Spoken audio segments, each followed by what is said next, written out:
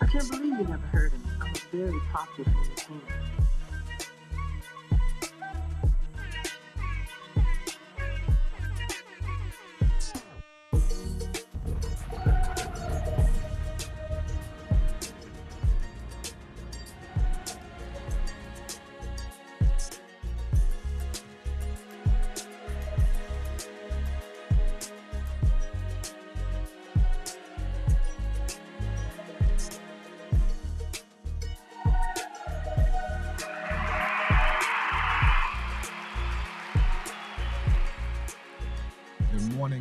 Good morning. It's Friday, Junior, y'all. It's the day before the weekend officially begins. It's a beautiful time. Start to unwind a little bit. Your mindset gets a little lighter because you know you got a couple of days to yourself, or at least not in the office or at the job, whatever job you do. You got some time to yourself coming up. At least that's the hope. And when I tell you, my last couple of weeks, man, since August, I'm averaging 3 days a month off on average, where it's 3 days where I have, that's even tough to say. I'm talking about 3 days in a whole month that you have to yourself. I'm struggling to think if it's 3 whole days or not. I don't know. But nonetheless, I am super happy, super excited to be here sharing this time with you. Good morning. I see Toronto Rig is the first one in the building today. Good morning. Good morning. Monique, good to see you. That chick, yo, what up, cuz? And of course, Bobbiette, glad to have you here. Glad to have you in the space. I want to start off today's conversation with a question. You see, my wife and I, we've been going back and forth over a term. And a lot of times when I'm talking and I feel myself about to go off on something else, I say I'm going down a rabbit trail. She corrects me yesterday and said, babe, it's rabbit hole. You're going down a rabbit hole like Alice in Wonderland. And I said, have you ever been hunting?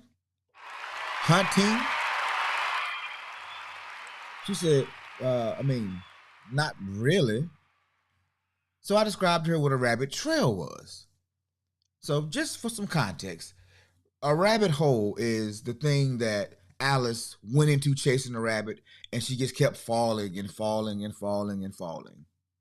Is that a fair estimation of what a rabbit hole is, Bobby? Is that a fair estimation of what the rabbit hole is? You go down this hole and you just don't know where you're going to end up. You have no control over it. I hope that's fair. Give me a thumbs up, something, and let me know before I go on to what I consider a rabbit trail. Is that what you would consider a rabbit hole? And I want to give everybody, yes, okay, great. I want to give everybody I want to be fair. I don't want to be, biased or I want to be impartial. And so my estimation, a rabbit trail is the thing that if you've ever been walking through the woods or the forest or whatever open space you have, and you see a main trail.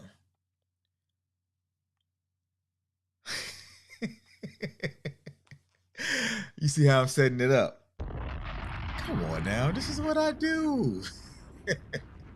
But no, honestly, this is how I think about it. And this is why I say it the way that I say it. Oh, here we go. All right, Monique, she's hopping on the bandwagon.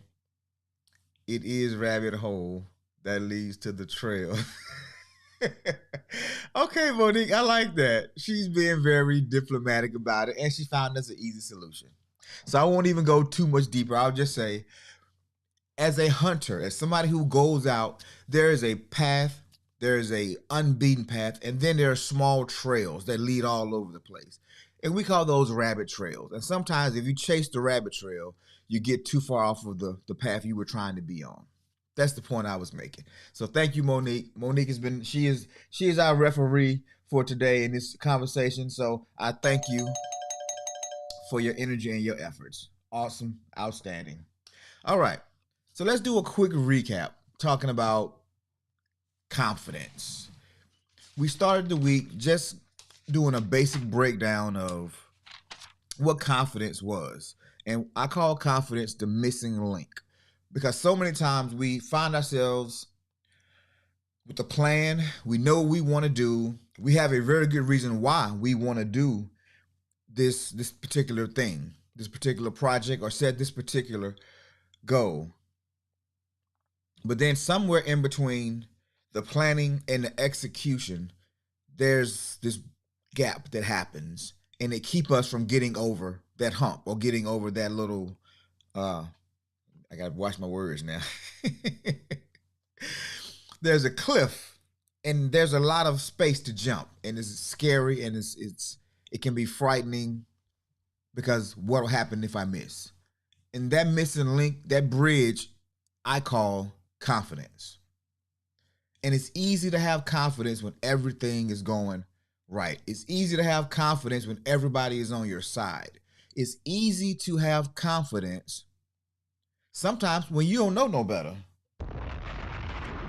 Children are the most confident people on the planet sometimes because they're ignorant. They don't know no better. They just say, hey, what's this? Let's go see. It's easy to be confident when all those things, all those factors are there. But what happens when the factors change? What happens when people are against you, when it seems like it's going to be super hard? It seems like it just may not work out.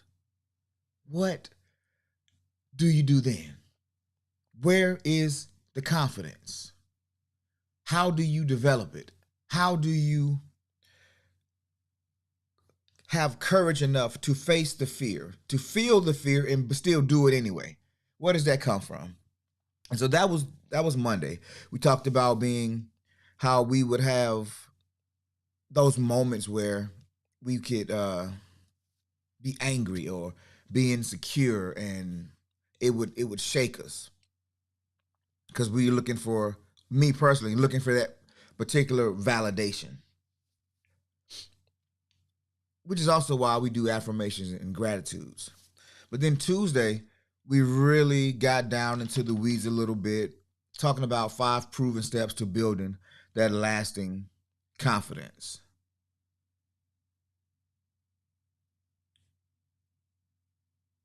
One of the things we talked about was having meltdowns and those moments of insecurity, what to do to right the ship. Even though you might get in some trouble, even though some things might fall apart, and there's some consequences that might come with that. That meltdown is amazing. And yesterday we did a case study on Kanye. And that was difficult for me because YouTube doesn't want us, playing copyrighted music, copyrighted clips, or anything of that nature. And sometimes you don't always know what's copywritten. Sometimes an interview may be, depending on the network. Most times interviews are okay, but music for sure. And so most of the clips that I personally had looked at with Kanye, they were copywritten. They were either movies, documentaries, things that were copywritten that I would have gotten in trouble for if we're using it. Would have had the video muted or taken down or whatnot. Toronto Riggins, she says, you can't focus on what people may think or say. You have to focus on the goal on the finish line. Basically, keep your focus on the bullseye, not what others think or say. You can't be distracted. I love it. I love it. Great comment. Now, my question to you is, how do you make that happen? How is that even possible? Living in a world where everybody has an opinion. Living in a world where, whether we realize it or not, social media is the cultural phenomenon right now. And everybody has something to say. People who 10 years ago, people who would have never said certain things, now because they can do it behind a keyboard, do it behind their phone, they get that keyboard courage, or they get the muscle thumbs and they just started going in. And they can say whatever they want, whatever comes to their mind. And you know, there's always somebody that's going to jump on that bandwagon with them. Always. And sometimes you have more negative voices than positive voices, so much that you may even doubt yourself. But I think it all comes back to that first programming, that original programming, the first thoughts you had of yourself, the first people that informed you about who you were. It depends on how strong that programming was, whether it was in a positive way or in a negative way. But that is absolutely facts, Toronto Riggins. Absolutely facts. And so today we're going to talk about something that has been a problem, not just for me, but it is a problem for most people. Most people. Just to put a bow on the Kanye West discussion yesterday, having that confidence. Kanye was super confident. I told you he was going into studios, rapping for the receptionist, rapping for people on the street. I mean, he was doing everything. But he had the foresight to actually have a person, his videographer guy, a guy named Cootie, who was a comedian before. He was on before Kanye was, actually. But Cootie saw something in Kanye, was like, yo, I think I'm going to document this guy. I think I'm going to stop what I'm doing, and I'm going to just follow this guy. I'm going to document him. Because I see something. I'm not sure what it is. I see something.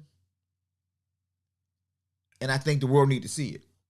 So he followed Kanye. I think it was over a 20-year process, just filming every heartbreak, every success, everything that occurred. This guy filmed it, which is why I told you it's all based in the Netflix show Genius, spelled with a J, of course, Kanye, right? It starts with a J, Genius, Jenyus, I believe.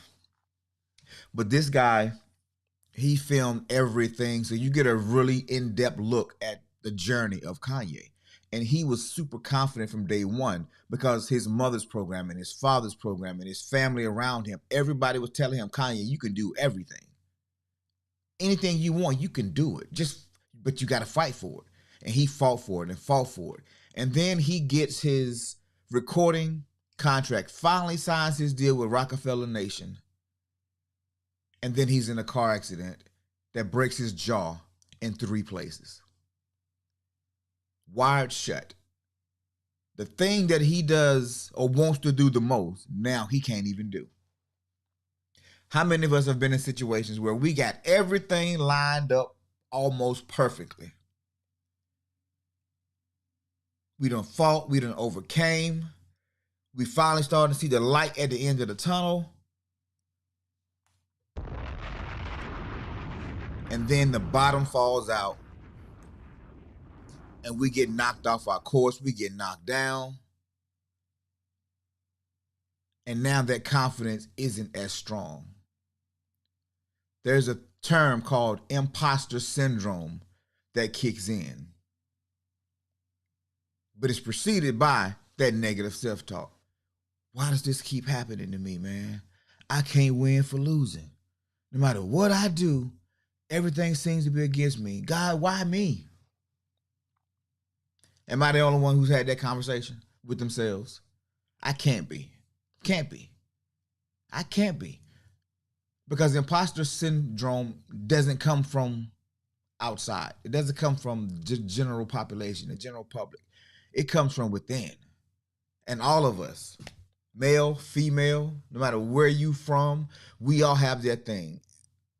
Am I good enough? And that's that need for validation. Does what I do really matter? And we're always looking for signs, things, markers that show us that we're on the right path, that we're doing it right. Because we want more than anything to be successful, to realize our dreams. But sometimes them dreams are so lofty that it makes us afraid. So we shrink. We shrink. We shrink back and we play it safe. We only chase the comfortable dreams, the ones that we can attain pretty easily. But that doesn't help with our vibration, our frequency. It doesn't help with our growth and our elevation. I'm willing to bet that when we do affirmations, especially when we first started, and I was saying, let me pull out my card. And I was saying stuff like, I'm so happy, excited that I earn $100,000 in monthly income. Or I would change it up sometimes and say, my last year's income will be my this month's income. When I first started saying it, I felt like, send a little chill through me, because that's a powerful statement for me.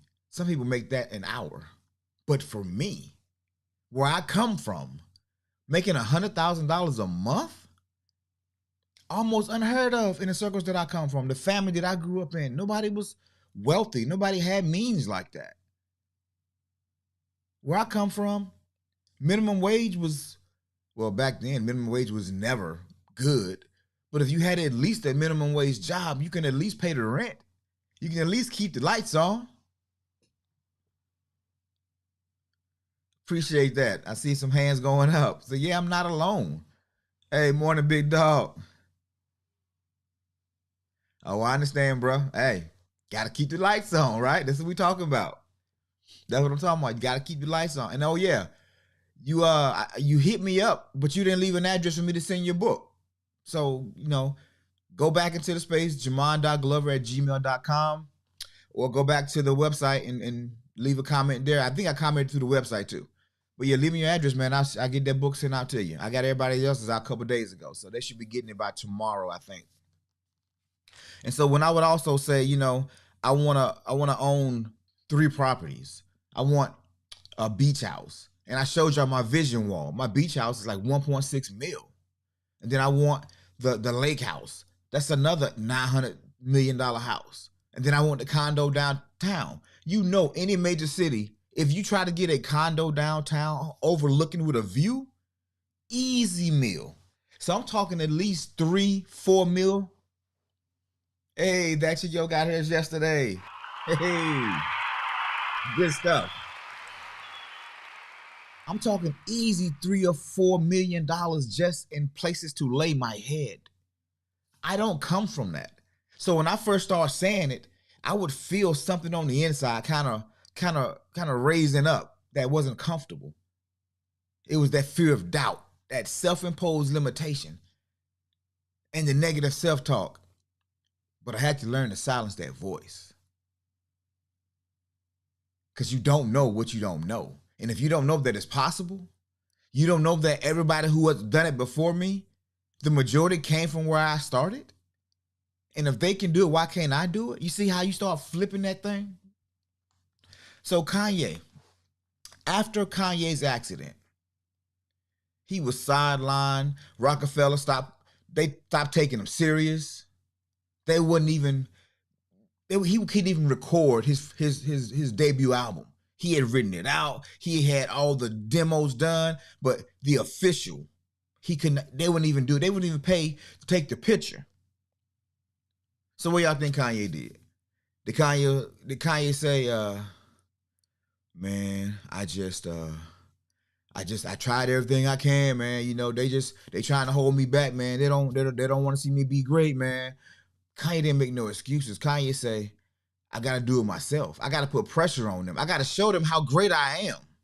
I got to show them how much money they missing out by not promoting me, by not putting my stuff on in the forefront. And that's what he did. He went out, he hustled up a $30-some thousand, and he put out his first demo. He had a listening party. I'm talking about ultimate confidence. Ultimate confidence. He kept grinding. He kept going. That's right. Because it was his dream. Jay-Z, Dame Dash, Kareem, they had already done, they were already on. They didn't care if he got on or not because he didn't even fit what they thought they were looking for. So why should they prioritize what they see in another artist versus this artist? Kanye didn't take it as a love loss, no disrespect. Kanye said, I just got to help them see better. Most people talk about what they can't do. He said, my mama taught me I could do everything. That's the ultimate confidence. That's how you kill the imposter syndrome. And the reason I'm talking about imposter syndrome is because we said confidence was the missing link to achieving your success. But the imposter syndrome, we call it in the military fratricide. Friendly fire. You are assassinating yourself. You are shooting yourself in the foot every time you have a negative thought about yourself. Yep, Monique, he kept going through all the pain, all the rejections. And he blew up. Then his mom died. He could have stopped. He could have said, I was doing all this for my mom. No, I'm doing it because of my mom. I'm doing it because of my mom. So he went even higher and higher. And to this day, people trying to cancel him. He's losing brand deals. He's going on these rants that people think are crazy. And people are distancing themselves from him. But do you know tomorrow, if Kanye dropped a new project, it's going to hit Billboard. If he dropped a new product, it's going to hit Billboard. Hey, good morning, Craig G.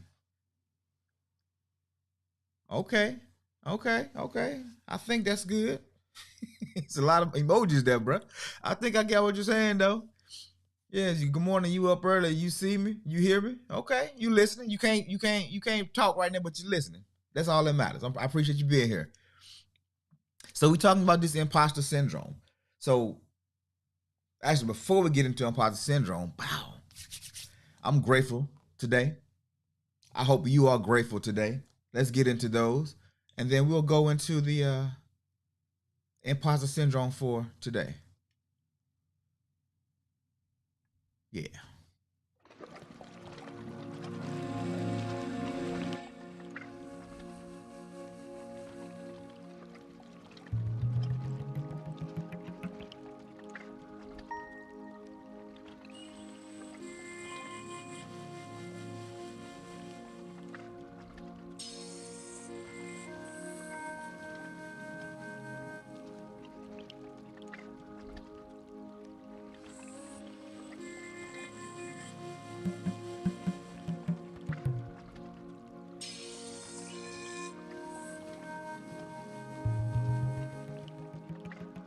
I'm grateful.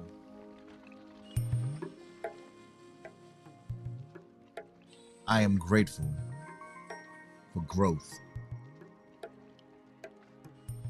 I'm grateful for the person I was 5 years ago, because that person has gotten me to where I am today.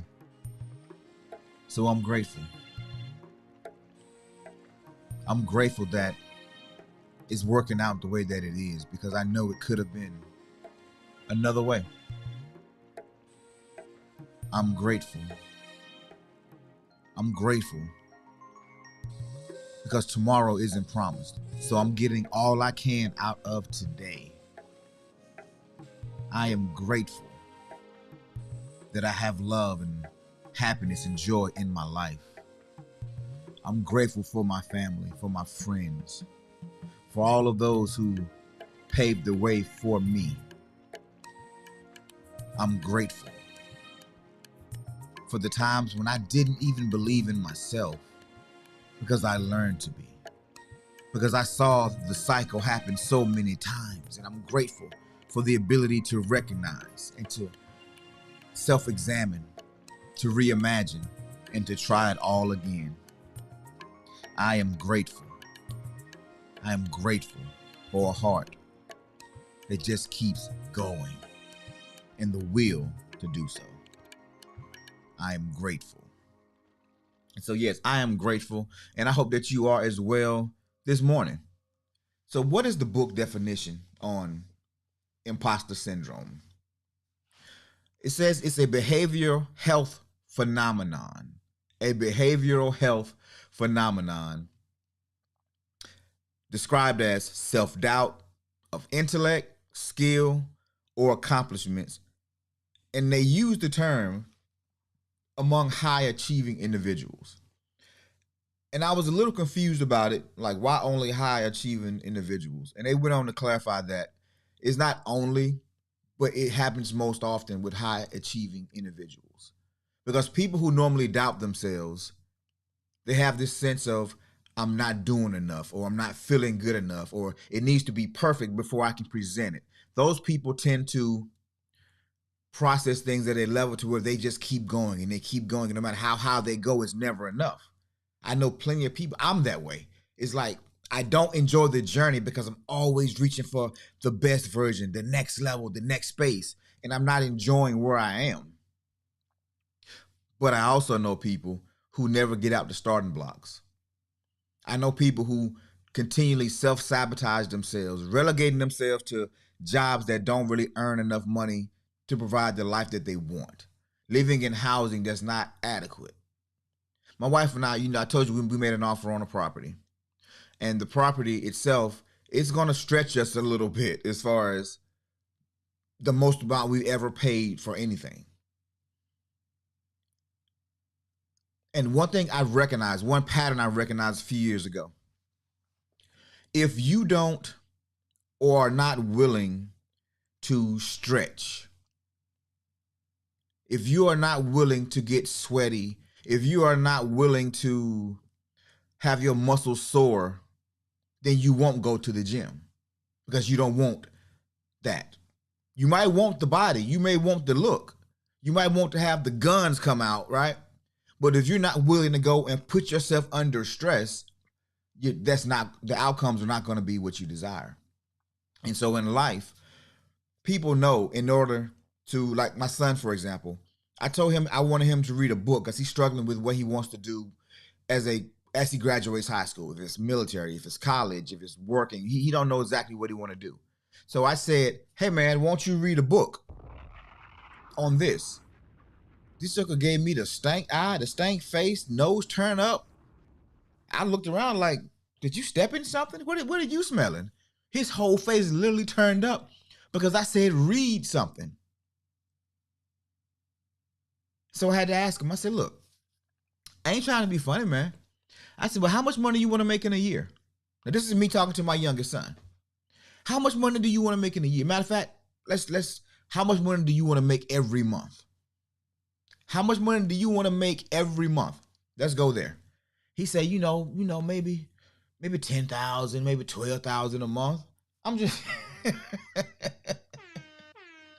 I'm like, shout out to you, young gun. I love it. I love you want to make that kind of money. But do you think you're going to make that kind of money without having to read something? Just, do you think you're going to make that kind of money? Matter of fact, let's go down. Do you think you're going to get a minimum wage job without at least knowing how to read the freaking application? If you get a job that got benefits, you got to read the policies, the insurance. You got to read the job descriptions. I mean, you have to be able to read. So because he has this thing about reading, now he knows how to read and he reads very well. He just don't like to do it. That's a self-imposed limitation. And trying to get a teenager to understand something, they don't know what they don't know. They just don't know what they don't know. So yeah, Monique, you said it's sometimes part of the process. So do you really want it, or is it just a thought? Because there will always be obstacles. Wow. Always going to be obstacles. Always going to be obstacles. And so these self-imposed limitations, I was curious.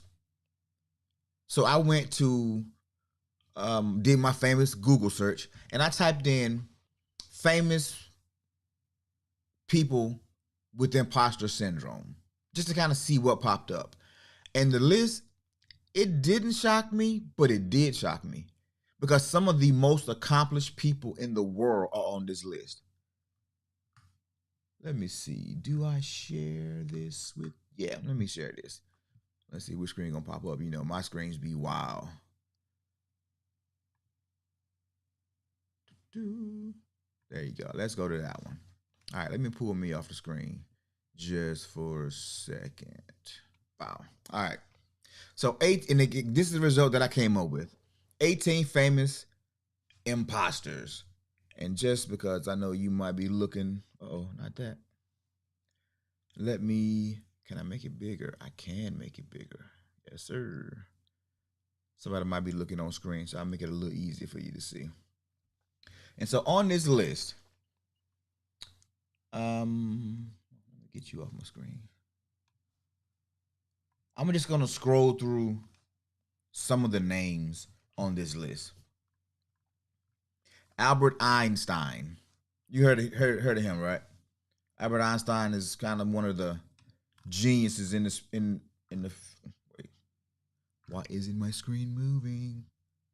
All right. So the exaggerated esteem in which my life work is held makes me very ill at ease. I feel compelled to think of myself as an involuntary swindler. He feel like he lying to people. He feel like he's fooling people. This man is one of I mean, he's been dead for decades now. And people still consider him a genius because of his theories and his thought processes. But he felt like he was a fraud. He felt like he was a fraud. Who next? Maya Angelou. Notable laureate Maya Angelou often felt like a fraud.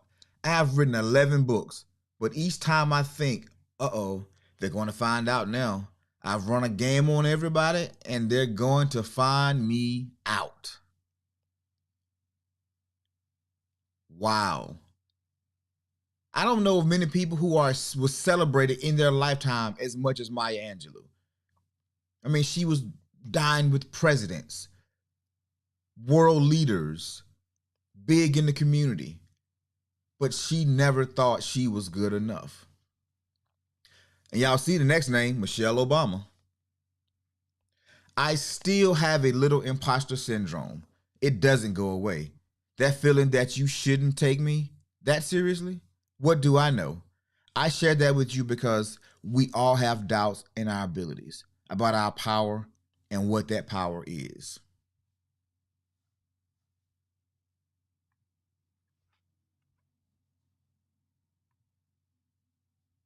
Get out my face. As a matter of fact, let me just close you out. You see, sometimes we feel shame. Sometimes we feel shame because we quit on things, because we fail on things, because life got hard. You know, we were in the middle of a great career and then we went through a divorce. Or we got depressed because the relationship was not what we wanted and we stopped progressing in our lives. Or we just wasn't feeling right. So we didn't take opportunities that would have led to more things. Why? Mostly because of self-imposed limitations. Mostly because this little tiny voice in the back of our mind tells us we're not good enough. Who's going to listen to me? And then you know what most of us do?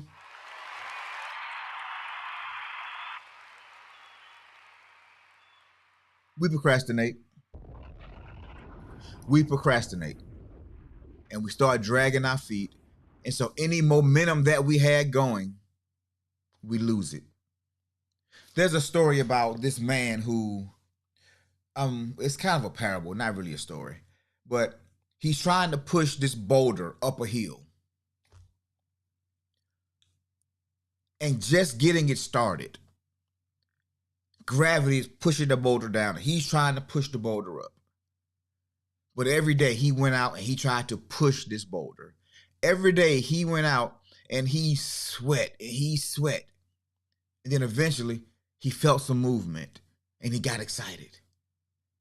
Then he got a little bit more movement. He got even more excited. And then all of a sudden the boulder started moving. But it wasn't because he was that strong or that God had somehow reached down from heaven and started pulling the boulder for him. Because he refused to give up. Because he was determined he was going to push that boulder every day. That somebody walking by saw him pushing the boulder and they came and put their hands on it and they started helping him push. And then another person came. And before you know, there was 4 people helping him push this boulder up the hill. And that's how life works. If you off in a cut in a corner by yourself, you're not talking to people, you're not having conversations, nobody knows you in trouble. Nobody knows you struggling with anything. They think everything is fine. So they go about their life. But the moment they see you in trouble, the moment they see you struggling, they want to help. If your car breaks down and you just sitting on the side of the road in your car and you with your lights flashing, nobody's coming to help.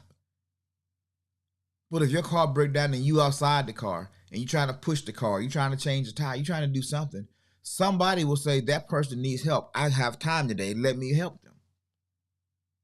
And that's one of the biggest things you do to overcome the imposter syndrome. Kanye he had his mom in his corner, always in his corner. He had the people that were around him that was in his ear, but they were going for the same goal. They wanted Kanye's success. They weren't competing with Kanye. They wanted to see him successful. For whatever reason they chose to be there, they wanted to see Kanye become successful. Somebody from the Shy can make it. And if Kanye can make it, we can make it. If Kanye can do it, we can do it. So some of those negative self-talks, that procrastination, who's going to listen to me? Anybody can do what I can do. That's discounting. I'll never forget. When I was in the Army, I was in aviation. I repaired radio systems, nav equipment, things that went into the Apache, the attack helicopters, the big double blade helicopters called Chinooks, Hueys. I mean, just the helicopter brigades mostly. And I remember making a comment one day. All right, Mo, enjoy, man. Good job. I love when parents doing parent things, man. Good job. We'll see you tomorrow for sure. But you have a great day. And so I'm in the shop, and my squad leader comes over. He says, Glover, why you looking so down? What's wrong with you today? Did something happen?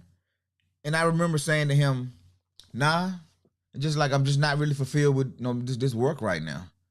He said, why not? I said, because, man, you could train a monkey to do this. And he got offended, and I could see his whole face change. And he looked at me like, are you stupid? And for that moment, he walked off. And I'm just like, whatever. I didn't really care because I was in my feelings that day for whatever reason. But later on, he came to me and he said, do you know how many people don't even qualify to get into this job, to get into this field, to do what you're doing right now? Do you know how much technical skill and ability it takes to do this work and how important that you do it right is? This is life or death. If you're not competent, you're going to get a bunch of people killed. People are depending on you. Their families are depending on you to do this very high skill technical job. And you think a trained monkey can do it? When I tell you, I felt small. I felt cheap. I felt really horrible because in my feelings, in my negative self-talk, I demeaned a whole occupation that is a very high-skill occupation. And when I got out the military and I started looking at what that job pays in the private sector, I said, oh God, I should have paid more attention. I should have had more references. Because that job, had I got that job when I got out the military, well, one, I probably wouldn't be doing what I'm doing now. However, life would have been a different path for me. I took a rabbit trail. I would have taken another rabbit trail. However, that job would have paid me triple the job that I finally did take when I got out. But because I didn't have the references, because I didn't respect the job, because of my negative self-talk, I talked myself out of a great opportunity for a great future. The imposter syndrome kicked in major ways in my life. And I know it happens to me, and I know it can happen to you. I know it happens to everybody. It happens to all of us. So don't feel super bad about it. But I'm going to just call some names out, other people on this list, because it said 18. Howard Schultz, Sheryl Sandberg, Dr. Margaret Chan, Natalie Portman, even Tom Hanks. We all know Tom Hanks, the actor, right? He says, no matter what we've done, there comes a point where you think, how did I get here? When are they going to discover that I am in fact a fraud and take everything away from me? That's why so many people don't write that book. Don't step out and speak. Don't go into spaces where they have to be held to a standard because we feel like we're imposters. We feel like we're frauds. And if you coming from the African American community, there's a built-in imposter syndrome in our culture. And so in entertainment, we're always trying to overcome. We're talking about, I got this, I got that, I got this. We're doing this, we're making all these moves. Our media, whether it's movies, music, or radio, it's always that big talk. But most of us play that game and we're faking it because the imposter syndrome won't let us be great. It will not let us be great. Ariana Huffington, Seth Godin. This guy, I got a couple of his books. I'm gonna read his quote just because I know his story. Yes, you're an imposter. So am I, and so is everyone else. Superman still lives on Krypton, and the rest of us are just doing our best. Yes, that is definitely a Seth Godin quote. All right, Tina Fey, Sonia Sotomayor. I think that's the chief justice, one of the judges of the Supreme Court. Lupita Nyong'o. How you say her name? Nyong'o. She said, I go through acute imposter syndrome with every role. I think winning. Let me just do this. Hold on. Yeah, Lupita. Let me let you read that. She says, I go through acute imposter syndrome with every role. I think winning an Oscar may have made it worse. Now I've achieved this. What am I going to do next? What do I strive for? Then I remember that I didn't get into acting for the accolades. I got into it for the joy of storytelling. But also Emma Watson, I don't know this, Padma Lakshmi. Oh, for Top Chef, I suffer from imposter syndrome. Macy Williams, Barbara Cochran, Serena. Man, I didn't know Serena felt that way. Hold on. Tennis phenom Serena Williams said, there were 2 Venus Williamses in our family. It was crazy. My parents would make me order first, but once she ordered, I changed my mind. It was tough for me to stop being Venus and become the person I am. Wow. Wow. Imposter syndrome. All right. Yep. That's it, man. That's just the article I wanted to share with you guys real quick because I found it fascinating that even some of the most accomplished people in the world suffer from that. And what I want you to take away from it is that it's normal. Just keep going. Keep pushing. If you are confident, if you know what you want, if you have the experience and you believe and you have the faith, don't talk yourself out of it. Ladies, how many times have you gone out on a date and you thought this guy was attractive, handsome? You thought, might be something here. Let me just play it cool and see where it go. And then the longer this guy talk, the more you realize, no. And what bro don't realize is he just talked himself out of a potential great relationship. Because he's so busy trying to impress you, he's not being himself. Because the imposter syndrome kicked in. Makes sense? Happens all the time.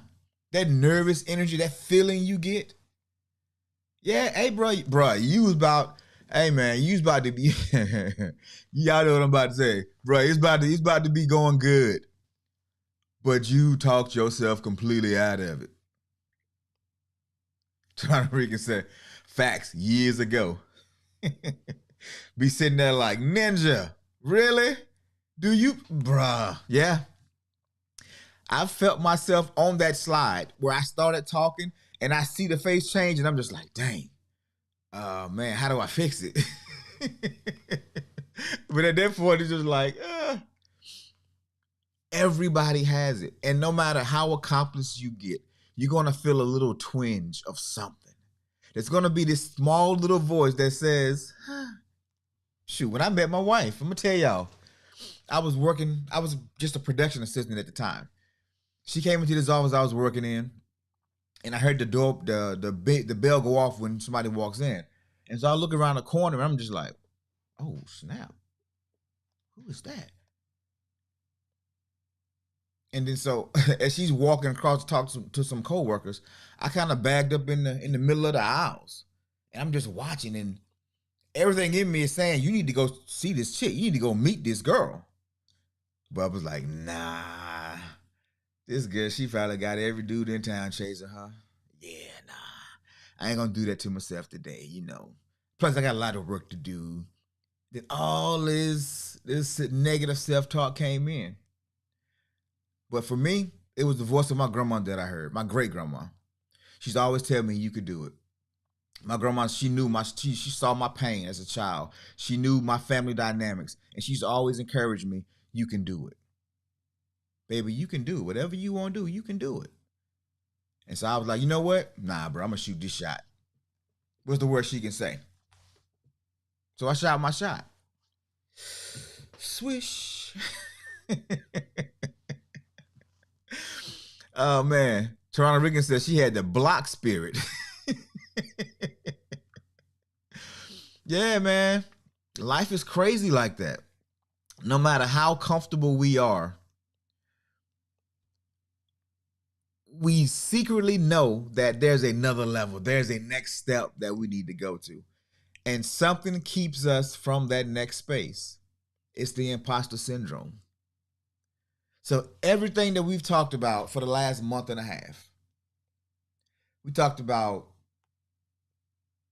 building your goals and setting goals and just how you see the world, how you see yourself, overcoming, becoming. All of that has gotten us to this point now. What do you do? How do you deal with the imposter syndrome? How do you deal with it? Because I was in the military, there's a saying that, you know, the guys that I was around had. It was called blunt force trauma. Blunt force trauma. The opposite of that would be finesse. I wish I could tell you that you can finesse your way through imposter syndrome. And you can, but it just takes so long. And in the process of finessing yourself, you lose momentum, you lose steam, timing matters. You all know, had you been 10 minutes slower on the highway, you would have been sitting in traffic for 5 hours because of a wreck that would have happened. But because you were 30 seconds ahead of this particular car, you miss all of that. Timing matters, absolutely. Timing matters. So when you lose momentum, when you lose the speed going towards something, and your imposter syndrome kicks in and drops you down from 75 down to 35, you're losing ground. And life's too short for that. We always got to be progressing and heading to the next place. Get there, enjoy, smell the roses. That's what we got to do. So how do we deal with it?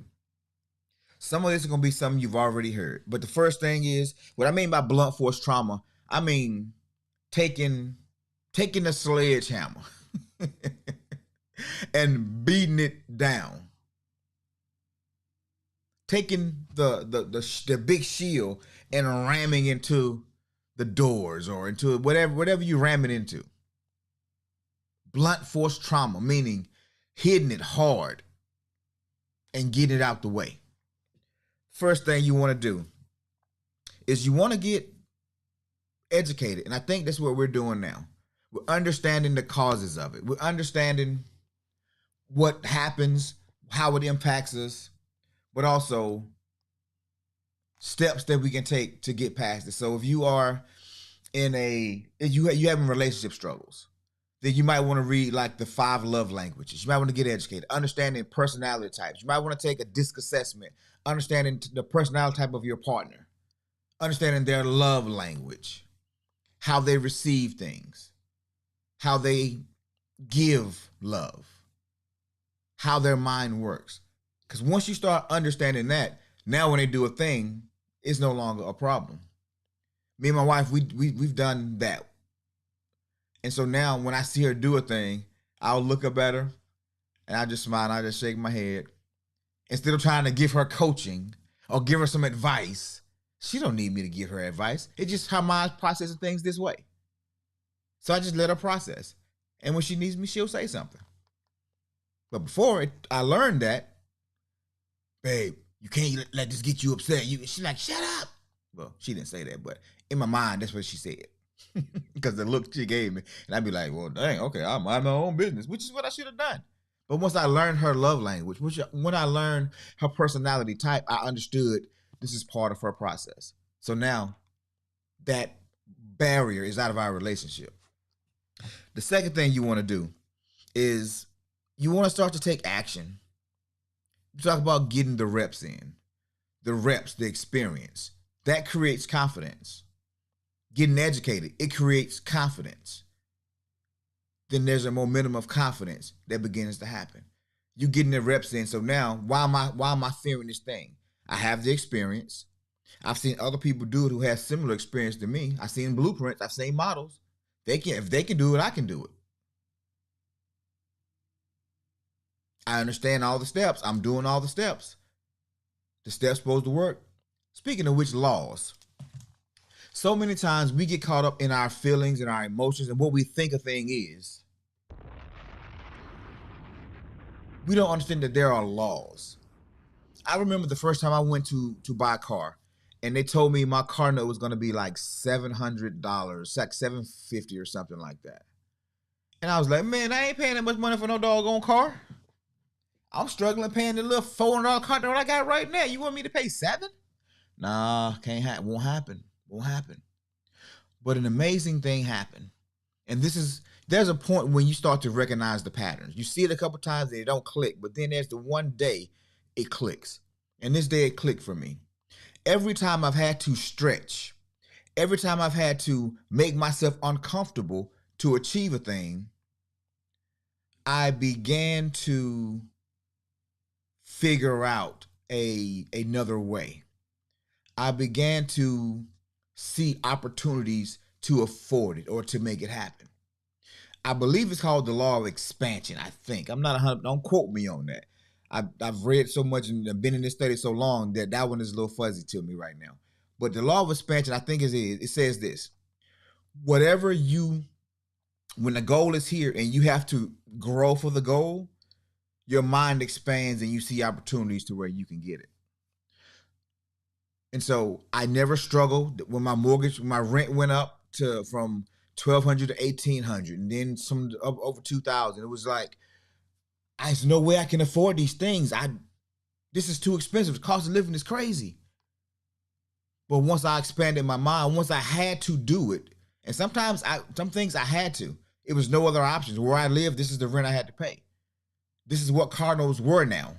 If I want something other than the, a 96 Honda Accord. If I want something more, I got to pay more for it.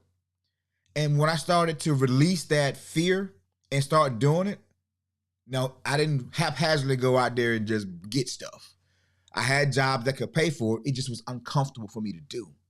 The imposter syndrome saying, it don't take all that. I just need something to go to point A to point B.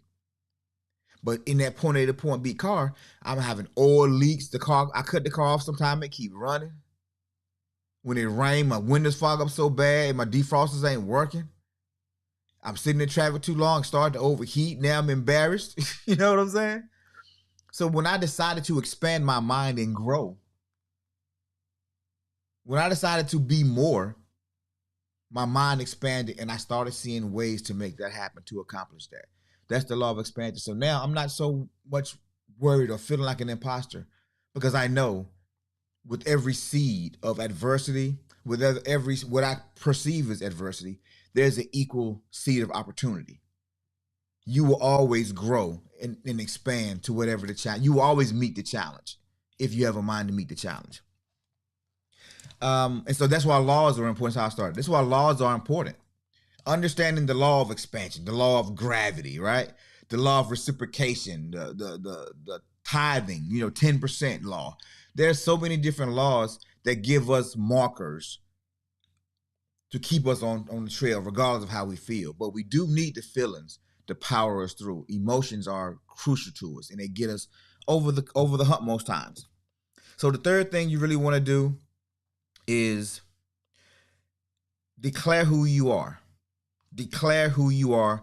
Declare who you want to be. That's that positive self-talk. You counteracting the negative self-talk with the positive self-talk. You counteracting the negative self-talk with the positive self-talk. You balancing it out. And you're still moving and you're working, meaning you're going to blow past that imposter syndrome very fast, which is why we know these people's names. Because they didn't quit. They kept going and they found their space. And even though they found their space, they still feel a little something sometimes, but it's no longer something that debilitates them or make them shrink. And the final thing you do to deal with imposter syndrome is challenge yourself. Learn a new skill. Learn a new piece to your puzzle. Intentionally improve an area of your life. Become more in the space that you're in. If you're on a job and they are offering classes in or certification in a certain thing, it's free most times. Take it. Expand your knowledge base. If you can get another endorsement, if you're a truck driver, you can get another endorsement. Get it. Because you never know what the opportunity, you may never need it, but you never know. If you're an athlete and you play football, you should also wrestle. You should also run track. You should also take a martial art. Improve, grow your mind, grow your capabilities, because opportunities abound. And the more you expand, the more the opportunities expand. Don't play small. Don't stay in this small space anymore if that's what you're doing. If you find yourself living a life that is not exactly what you designed, it's not exactly what you were dreaming of, it's time to expand. Expand your environment, expand your circles, expand your thinking, and your mind will adapt. The world will give in. Def Jam, Dame Dash, when they saw Kanye had his own album release party, when they saw he did his own marketing, his own promotion, they said, man, this dude will not be stopped, yo. And eventually he gonna leave. He gonna make beats for other people. He gonna make a lot of money for somebody else. So either we need to go ahead and bring him into the family full, or we're gonna lose him. That's value. That's the value proposition that we're all trying to get to. That's what we got to be putting out there. Value. People don't want to let valuable things go, especially valuable people. Especially valuable people. But that's imposter syndrome, guys. Let's get into these affirmations and wrap up, because that's you can't tell. But I got a little bit of a conference today. Yeah. I got a conference to go to this morning. And I know you guys got some things to go to. And I'm excited for the conference because it's the one day that I ain't got to think about anything else. I can almost turn my phone off. I'm not doing 5 things today. I just going to the conference. So I'm going to be able to relax a little bit. And I'm excited about it, man. I really am. Let's do these affirmations real quick.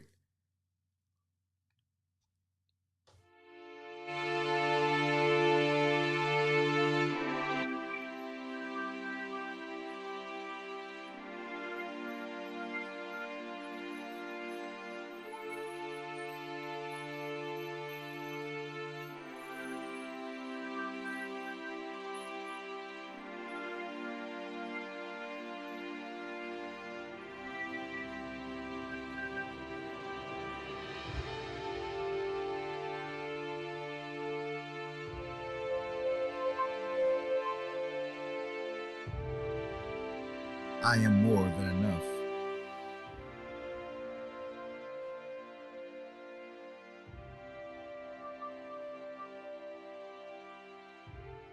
I am high on myself, not because of any drug, not because of any false bravado, but I'm high on myself because I've overcome so many obstacles and I'm here. I'm excited that I get to live this life. I'm excited for the opportunities that are coming to me daily. And I am more than enough. I am capable. I am wonderful. I am amazing at what I do. And no matter what I do, I bring value.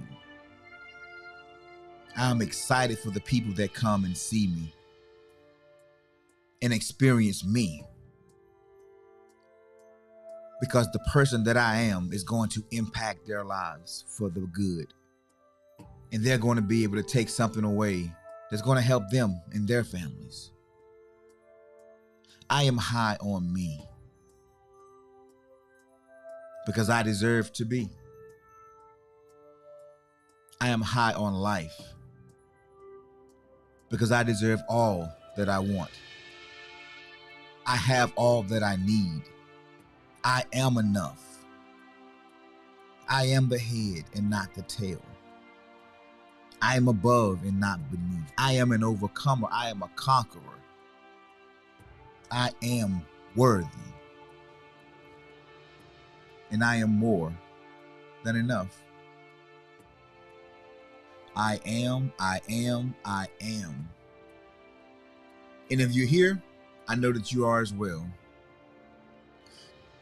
What up, my brother Gary? Blaxican, good morning. No worries. Good to see you in the building. Yeah. Imposter syndrome is something that I suffered from for a few years, and I went through a very long depression because there's two sides to the coin.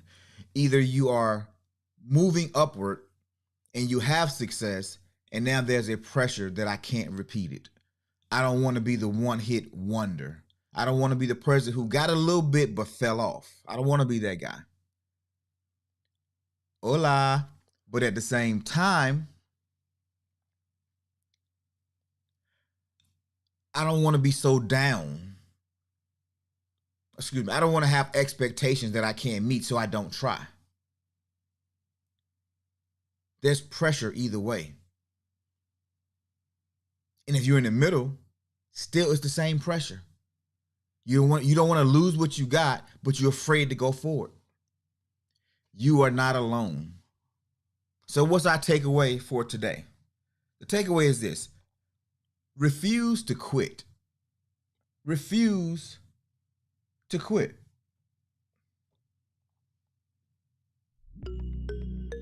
Refuse to quit. When life throws hard things at you, pause. When life throws troubling things your way, when life knocks you off course and you fall down, you scrape your knee, you embarrassed, you ashamed, get back up. Don't lay there. Don't stay there. There's no profit in it. Nothing good comes from giving up. Nothing comes from quitting other than now you feel even worse. Now you even more defeated before you try for the next thing. And it's a spiral, it's a down spiral. And it's not going to end well because you're going to lose all your momentum, all your focus, all your attention, all your everything, all your opportunities are going to go away. Don't start over again. Declare that today I will get all that I'm going to get out of the day. Anything this day offers, I'm getting it all. I'm going to smile. I'm going to be friendly because I am high on me. I don't care what they say. I know who I am. I know what I want. I know what I've done and what I've been through.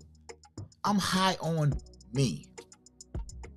And so whatever's coming today, I'm going to take it. I'm going to maximize it. And I'm going to live my best life today. I'm going to be friendly. I'm going to be happy. I'm going to be excited because it is my right, because it is my life. It is my choice. And I choose to be on a positive vibration, to be at a higher frequency. I choose. I choose to live this life. That's right, Toronto Riggins. Giving up is not an option. It's simply not an option. So refusing to quit is where you want to be. Refusing to give in is where you want to be. Life is going to throw a bunch of stuff your way, and it is your choice and decision whether you do it, stick with it, or not. So find another way as much as possible. Never let anybody tell you what you can and what you can't do. Never tell yourself what you can't do. Always say what you can. But if you choose to say what you can't do, I'm going to just say either way, you're right. Whatever you believe, whatever you can conceive of, you can have. And if it's a negative space, you can have that. If it's a positive space, you can have that. Choice is truly up to you. But remember, in every adversity, there's a seed of equal and greater benefit most times. Life moves to the side. Life gets out of the way for the person that knows what they want and are not afraid to go get it. And obviously, the one who won't stop until they get it. So, that's going to do it for today, ladies and gentlemen. One thing I want to do really quickly is I want you guys to start telling me what your gratitudes are and what your affirmations are. I want you to pull out your cell phones, open your recorder, and say, you don't even got to say your name. You can just say, I'm grateful for, or I affirm that, or I am. Record it in your voice. Tomorrow, I didn't have the slide ready, but tomorrow I'll do it. I'm going to put my business phone on the screen. Text me that, because I want to create, for the gratitude section, for the affirmation section, I want to create a graphic that has what you're grateful for, so you can hear it in your own voice. It's cool to listen to my voice. It's cool. However, when you hear your own voice repeated back to you, saying what you want, it's so much more powerful. So be thinking about that today. What I'm grateful for. What am I affirming? What am I going to be putting out in the ether, in the space? And tomorrow I'm going to drop it. And over the weekend, I want to put something together so that instead of just hearing my voice, it's something that I can play, that your voice will go out. When two or more agreed, beautiful things happen. It's called agreement. That's called community. And I really want to do that. I think it'll be an amazing opportunity to do the deep work, to truly go from where we are now to our next levels. So with that being said, I want to shout out to Toronto Riggins, #1 in the building today. Blacks again. Yo, I got you. Hola, hola. I didn't forget you yesterday, but then I realized you talking about the book. Gary, I'm glad you made it in, my guy. Who else am I missing? Bobby, yeah, Monique had to pop off. Craig G, Andre Teal, glad to have you back, my guy. That chick, yo. Let me know, man, as you're going through the book. Let me know what you think about it. I love it. I love it. I'm glad we got a diplomatic answer, Monique. She gone, but yo, we had a question early on. About whether the rabbit hole or rabbit trail analogy was better. My wife said rabbit hole. I said rabbit trail. I won. Technically, she won. Maybe not. I don't know. Well, yeah, happy Thursday, everybody. Go out, live your best life. I got a business conference. I got to hit this morning. It's business casual, so I got my little button down and I got my little jacket on my backseat back here. About to go out and look professional. Your boy about to get it in, looking good today. But anyway, guys, I'm kind of wasting time. Let me get up out of here. I know y'all got stuff to do.